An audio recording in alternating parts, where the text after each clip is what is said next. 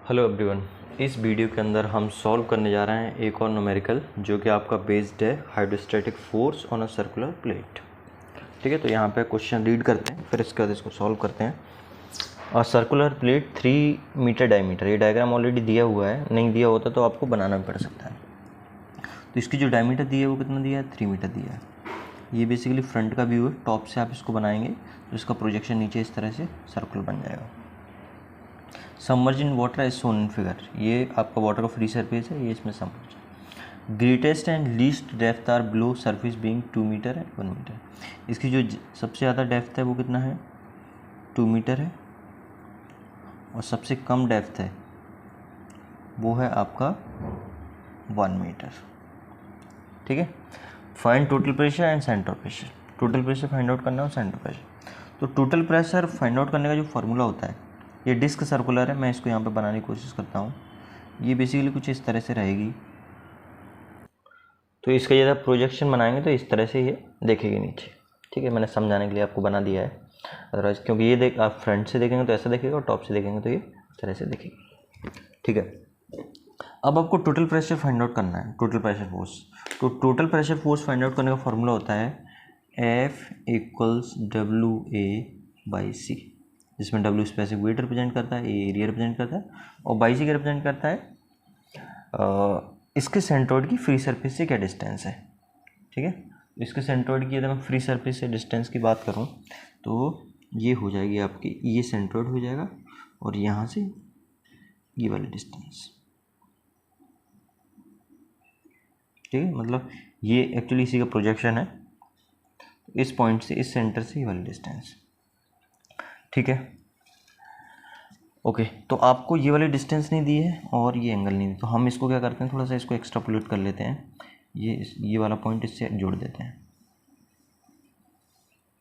ठीक है, आपने जोड़ दिया तो आप यहाँ से क्या निकाल सकते हो, ये एंगल थीटा निकाल सकते हैं, नहीं इसकी ज़रूरत पड़ेगी,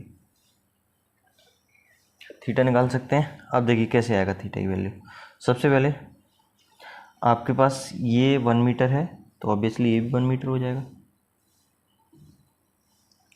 ठीक है, और ये तरह ये 3 मीटर दिया हुआ है। अब यदि हम इस थीटा की बात करें यहाँ पे, तो ये थीटा कितना हो जाएगा, ये आपका 1 मीटर है, ये 1 मीटर है, तो ये 2 मीटर है पूरा, तो इसमें से ये 1 निकल जाएगा, तो यहाँ पे कितना बचेगा, 1 मीटर बचेगा ना। ठीक है, अब इसके बाद आपको ये थीटा निकालना, तो यहाँ पे साइन थीटा की वैल्यू क्या हो जाएगी, साइन थीटा क्या होता है, परपेंडिकुलर अपॉन हाइपोटेन्यूज, तो यहाँ पे हाइपोटेन्यूज कितना है, 3 है, इसकी वैल्यू होगी 1/3। ठीक है, तो अब वैल्यू निकाल लेते हैं, तो साइन, और जो थीटा की वैल्यू आप निकाल सकते हो, तो थीटा इक्वल्स क्या हो जाएगा, साइन इनवर्स 1/3। ठीक है, तो शिफ्ट साइन इनवर्स 1/3, तो ये आ गया 29.47। तो थीटा की वैल्यू मैं यहाँ 20 ले लेता हूँ, 29.47 है तो 20 आ गया। ठीक है, अब आपको ये निकालना है, ये वाली डिस्टेंस, तो यहाँ से यहाँ तक वाई है, ये वाली डिस्टेंस और आपको कैलकुलेट करना है। तो ये वाली डिस्टेंस आप कैलकुलेट कर सकते हैं, ये 3 है, ये यहाँ से यहाँ तक डिस्टेंस कितना हो जाएगा, 1.5, ये भी डिस्टेंस 1.5 हो जाएगी, ये 1.5 हो गया। ठीक है, तो इस वाले ट्रायंगल में यदि आप देखेंगे, है ना, इस वाले ट्रायंगल, ठीक है, तो इस वाले ट्रायंगल में आपका साइन थीटा इक्वल्स क्या हो जाएगा, ये डिस्टेंस है ना, ये डिस्टेंस हम मान लेते हैं कुछ भी, एक्स मान लेते हैं, ये वाली डिस्टेंस एक्स। ठीक है, तो परपेंडिकुलर अपॉन हाइपोटेन्यूज, हाइपोटेन्यूज की वैल्यू कितनी है, 1.5। तो दिस इम्प्लाइज, तो ओके, साइन थीटा की वैल्यू अभी हमने निकाली है, 1/3 है। ठीक है, ये 1/3, तो 1/3 इक्वल्स क्या हो जाएगा, x/1.5। तो यहाँ से आपके जो x की वैल्यू आएगी वो कितना आ जाएगी, वो आ जाएगी आपकी 1.5/3, ये उधर चला जाएगा, तो ये आपकी वैल्यू आ गई 1/2। ठीक है, इसका मतलब x की वैल्यू आ गई आपके 0.5।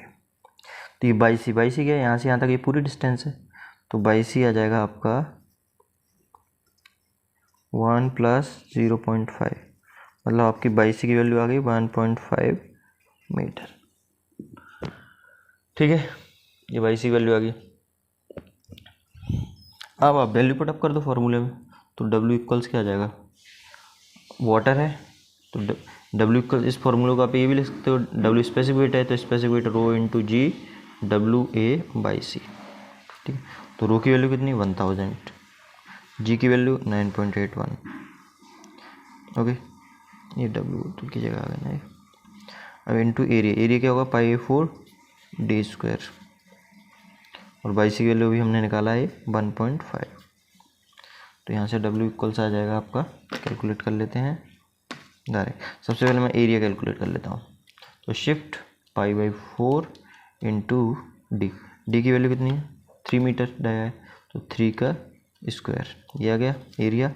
मल्टीप्लाई कर देते हैं 1.5 का, फिर मल्टीप्लाई कर देते हैं 9.81 का, फिर मल्टीप्लाई कर देते हैं 1000, तो ये आ गया 104014। तो ये W नहीं बोलना चाहिए, एफ है ये हाइड्रोस्टैटिक फोर्स, ये भी एफ है, इसकी लगे 104014 न्यूटन। आप चाहो तो इसको मेगा न्यूटन में कन्वर्ट कर सकते हैं, तो मेगा न्यूटन कितना है 1 2 3 4 5 6, तो ये आ जाएगा मेगा न्यूटन में 1.04 मेगा न्यूटन। एक छोटा सा करेक्शन है इसमें, ये तो आप यहाँ पे देखेंगे ये 0.2 है, मतलब यहाँ पे 0.2, तो मेगा में आएगा इसका 0.104 मेगा न्यूटन। ठीक है, अब दूसरा आपको सेंटर प्रेशर कैलकुलेट करना है, तो सेंटर प्रेशर कैलकुलेट करने का फॉर्मूला क्या होता है, y P equals y C plus I C sine square theta upon आपका A/C। ठीक है, तो बाई सी की वैल्यू क्या है 1.5। ठीक है, अब आई सी निकाल लेते हैं सबसे पहले। ठीक है, तो आई सी निकालेंगे तो आई सी इक्वल्स क्या होता है, पाई सर्कुलर प्लेट के लिए, सर्कुलर डिस्क के लिए πd⁴/64। ठीक है, यहाँ पे पाई डी की वैल्यू 3/4/64, तो shift pi into 3⁴ divided by 64। ठीक है, तो ये आ गया 3.976 मीटर टू द पावर 4, ये इसकी यूनिट आएगी। मैं वैल्यू पुटअप कर देता हूँ, यहाँ पे 1.5 आ गया बाई सी की वैल्यू, प्लस आई सी कितना है 3.976 साइन थीटा, तो साइन थीटा की वैल्यू क्या थी 1/3, तो 1/3 का स्क्वायर अपॉन एरिया, एरिया क्या है π/4d², तो π/4 इंटू डी की वैल्यू क्या है 3 का स्क्वायर इंटू बाई सी क्या है 1.5। तो इसको मैं इधर सॉल्व करता हूँ। यहाँ पे सबसे पहले ऊपर वाले को सॉल्व कर देता हूँ, मैं लिख देता हूँ यहाँ पे बाई पी इक्वल 1.5 प्लस, सबसे पहले हम ऊपर वाले को सॉल्व कर लेते हैं, तो 1 ब्रैकेट में 1 डिवाइडेड बाई 3, ब्रैकेट वगैरह का विशेष ध्यान रखना होता है जब आप कैलकुलेशन करते हैं, मल्टीप्लाइड बाई 3.976, ये आ गया। ठीक है, तो मैं लिख देता हूँ ऊपर 0.44177। ओके, अब नीचे pi shift bracket shift pi divided by 4, ये आ गया। मल्टीप्लाई करना है इसमें 3 का स्क्वायर, ये आ गया, फिर आपको मल्टीप्लाई करना है 1.5 का, तो ये आ गया 10.6। अब हम करते हैं ये 0.44177 डिवाइडेड बाई आंसर, तो ये आ गया by P equals 1.5। Okay, plus 0.04166, plus कर देते इसमें 1.5 का, तो ये आ गया 1.54, तो बाई पी की वैल्यू आ गई 1.54 मीटर, है ना। और ये वैल्यू कहाँ से आती है, from the free surface of the water.